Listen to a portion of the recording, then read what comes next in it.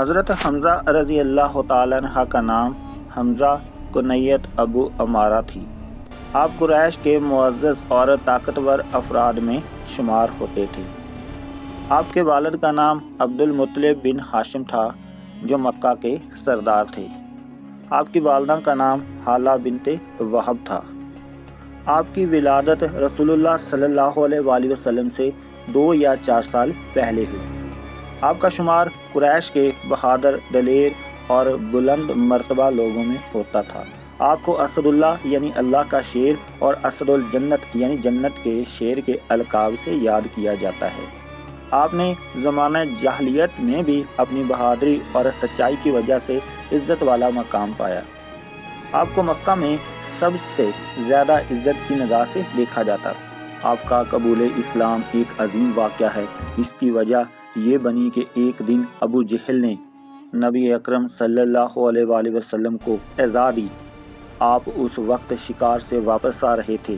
راستے میں ایک عورت نے جو آپ کی خادمہ تھی یہ خبر دی کہ ابو جہل نے آپ کے بھتیجے محمد صلی اللہ علیہ وآلہ وسلم کو گالی دی اور آپ کے ساتھ بدسلوکی بھی کی۔ یہ سنتے ہی حضرت حمزہ رضی اللہ تعالیٰ عنہ کو غصہ آ گیا۔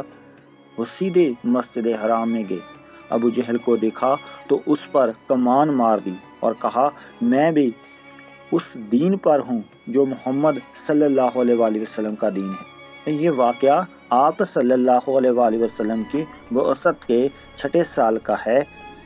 اس دن آپ کے ایمان لانے سے مسلمانوں کو بڑی تقویت ملی۔ آپ کی شمشیر اسلام کی پہلی محافظ بن گئی۔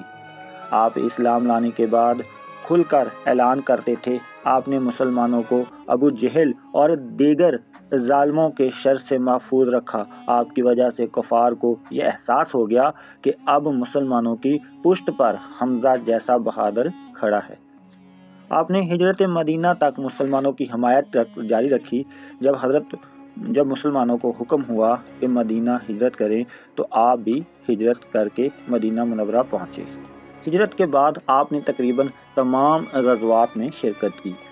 غزوہ بدر یہ پہلا بڑا معرکہ تھا۔ حضرت حمزہ رضی اللہ تعالیٰ عنہ نے اس میں نہایت بہادری سے لڑائی کی۔ آپ کے ہاتھ میں 2 ہتھیار تھے اور آپ نے کفار کی صف شکن دلیروں کو ہلاک کیا۔ اس جنگ میں آپ کا کردار یادگار رہا۔ غزوہ احد یہ وہ جنگ ہے جس میں آپ کی شہادت ہوئی۔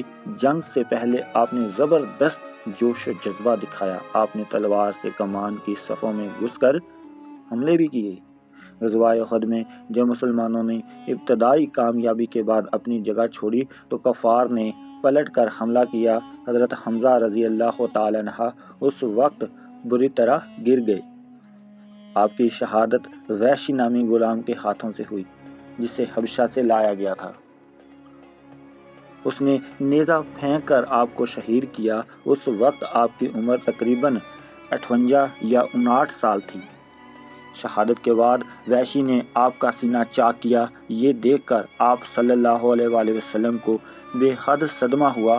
آپ نے فرمایا مجھے آج زیادہ کوئی مصیبت نہیں پہنچی۔ آپ نے فرمایا حمزہ میرے چچا ہیں، انہوں نے اسلام کا ساتھ دیا، میری حمایت کی۔ رسول اللہ صلی اللہ علیہ وآلہ وسلم نے خود حضرت حمزہ رضی اللہ تعالیٰ عنہ کی نماز جنازہ پڑھائی۔ آپ کے جسم مبارک پر بہت سے زخم تھے۔ آپ کو ایک کپڑے میں کفن دیا گیا۔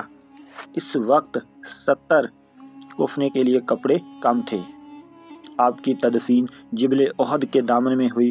آپ صلی اللہ علیہ وآلہ وسلم نے آپ کے لیے دعا فرمائی اور فرمایا میں نے جبرائیل کو دیکھا کہ وہ حمزہ کے لیے 7ویں آسمان پر رو رہے ہیں۔